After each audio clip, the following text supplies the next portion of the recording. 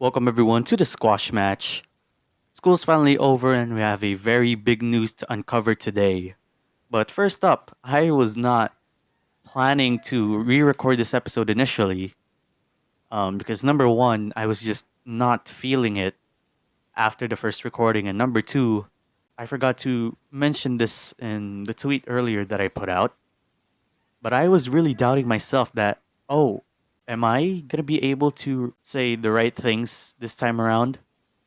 But then Ro from the Wrestling podcast replied to that tweet, and I don't know why, but it sparked a bit of motivation in me, and a bit of motivation wouldn't hurt. So thanks, I guess. But yeah, thanks, Ro, for the motivation that you sparked.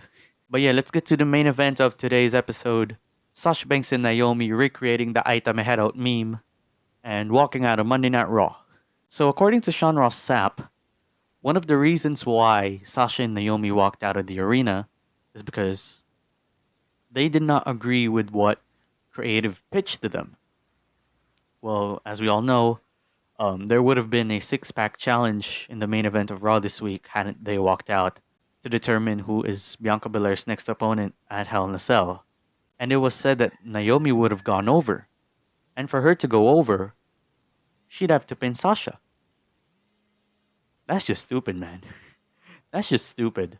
But before I get to the opinion, um, an official statement by the WWE came out earlier, and they said that Sasha and Naomi approached John Laurinaitis, and they had the women's tag team titles at hand, and they told him that they feel like they're not respected enough as women's tag team champions, and they put the titles on his desk and left. And to further kill all the remaining kayfabe in that statement, the WWE explicitly mentioned that Sasha and Naomi had 8 hours to rehearse the match. So that's a clear sign that this is not a work.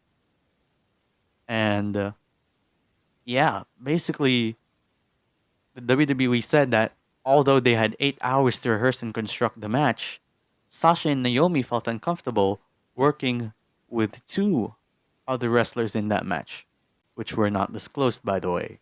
And yeah, basically, it sucks that this happened. First off, stupid idea by the creative. Because number one, why would you put the women's world, the women's tag team champions in a qualifying match for the women's title? They shouldn't be doing that as champions.